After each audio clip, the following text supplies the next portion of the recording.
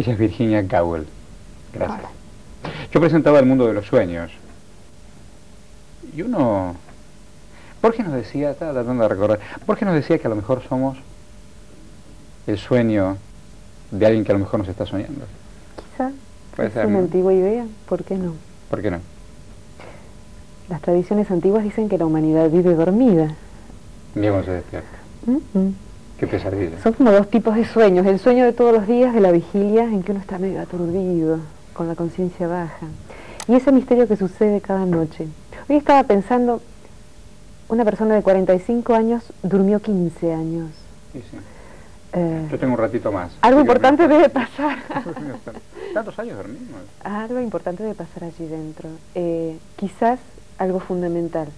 Hoy en día, desde las investigaciones del proceso onírico, hay una afirmación, que es que si no soñáramos enloqueceríamos. El onírico es un proceso de sueño. El proceso de soñar, o sea, no del dormir solamente, sino el soñar. ¿Y dormir significa siempre soñar? No, soñamos 5 a 6 veces cada noche.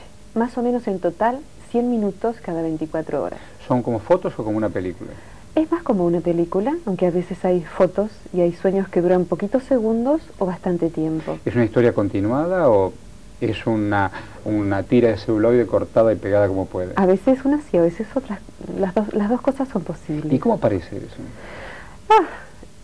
Desde ¿O por siempre, qué aparece?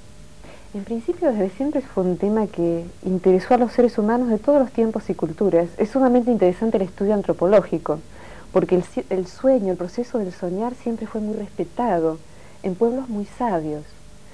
Es más, en Grecia, por ejemplo, existían los templos de Esculapio, donde se iba a dormir.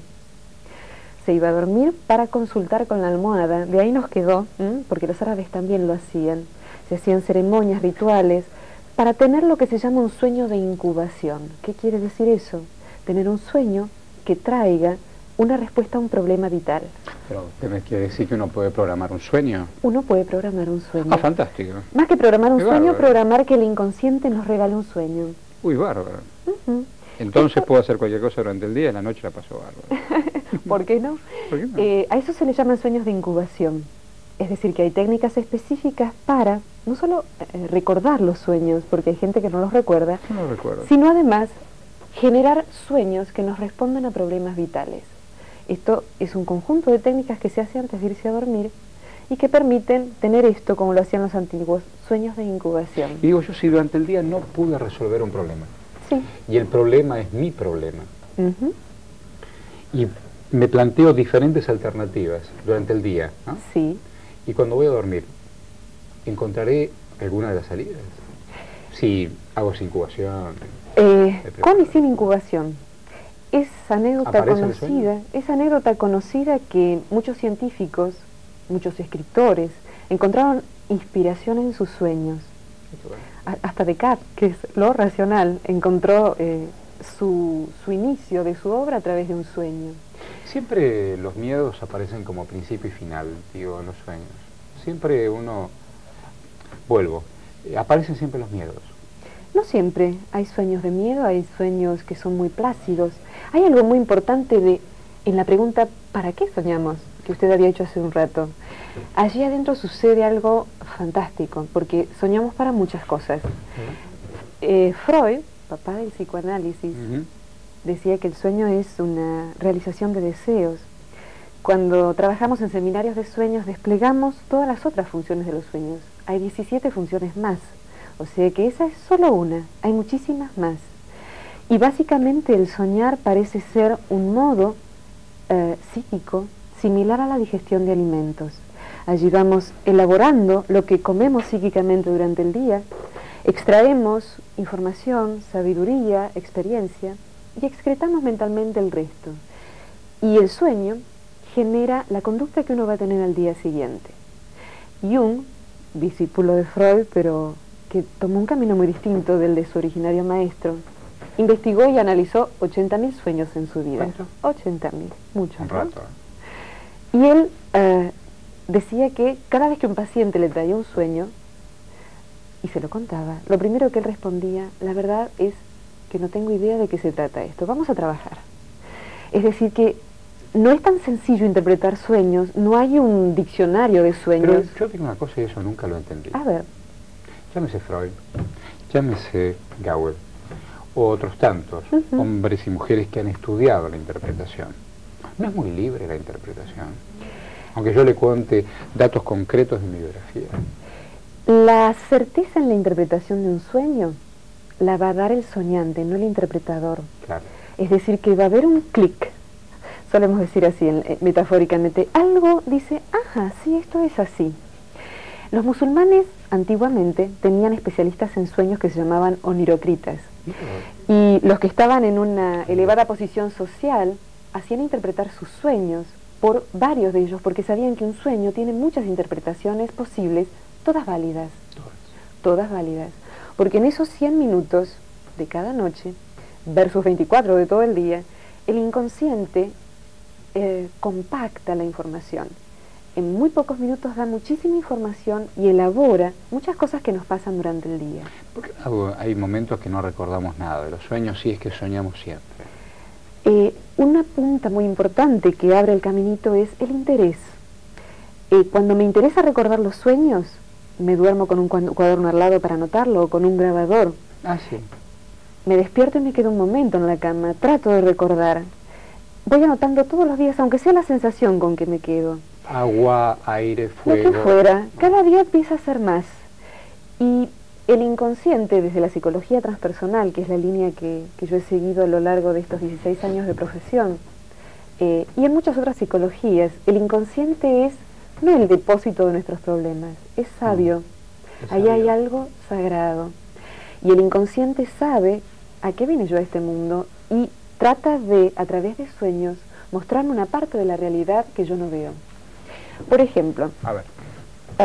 La conciencia, dice Jung, y con ello la psicología transpersonal y otras escuelas, es unilateral. ¿Qué quiere decir esto? Supongamos a uno le presentan a una persona para hacer una sociedad. Uno quiere hacer una sociedad con esa persona, le resultó interesante y quiere verla ya de determinada manera, como algo fabuloso. Sin embargo, el inconsciente va captando cosas. Que esa persona se puso nerviosa ante una pregunta, que lo que dijo al principio no cierra con lo que dijo al final.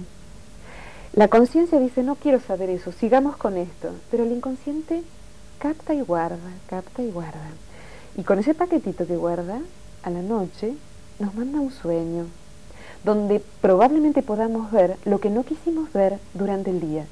Esa es la función compensatoria del sueño. Nos permite ver esa parte de la realidad que no quisimos ver. Es ejemplo de una sociedad. ¿Qué pasa cuando un hombre se encuentra con una mujer?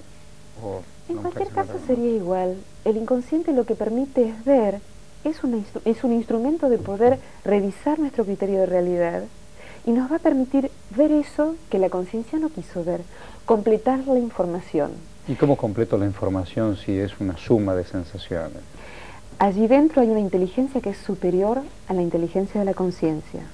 Desde el psicoanálisis quizás se pueda pensar que el inconsciente es inferior a la conciencia. Jung, y con ello las tradiciones sagradas de distintos tiempos y culturas, nos hablan de un inconsciente autónomo y con una inteligencia muy superior y con capacidades muy superiores a las de la conciencia.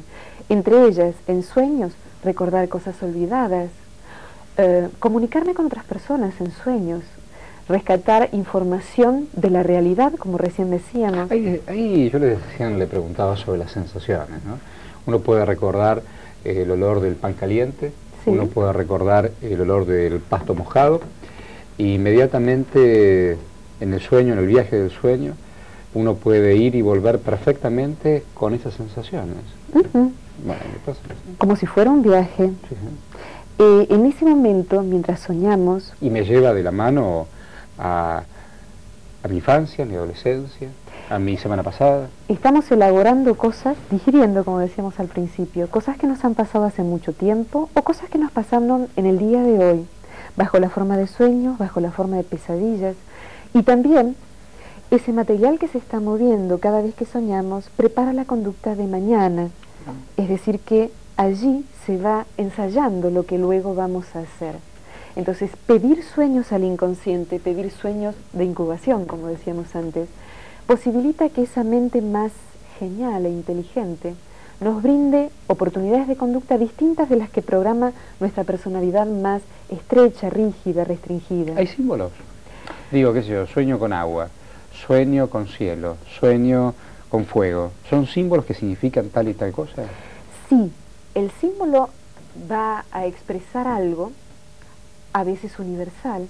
Jung, y con ello las tradiciones y la psicología transpersonal. ¿Te gusta mucho Jung, no? Sí, Sí, básicamente se nota, ¿no? un poquito. Habla del inconsciente colectivo. Ajá.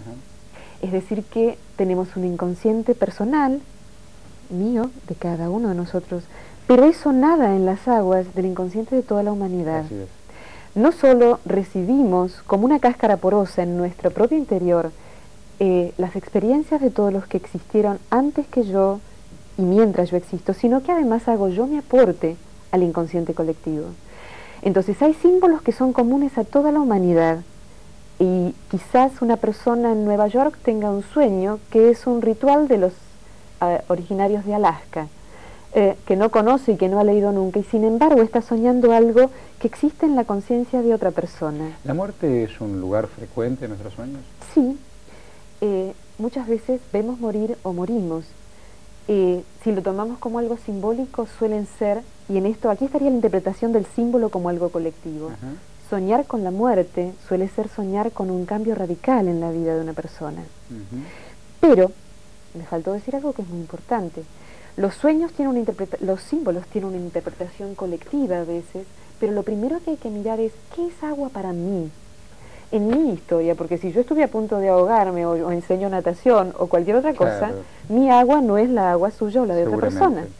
Entonces, lo primero es decodificar el símbolo para la propia persona en este momento, porque el sueño me está hablando de este momento de mi vida. Es Virginia Cowell, ya venimos.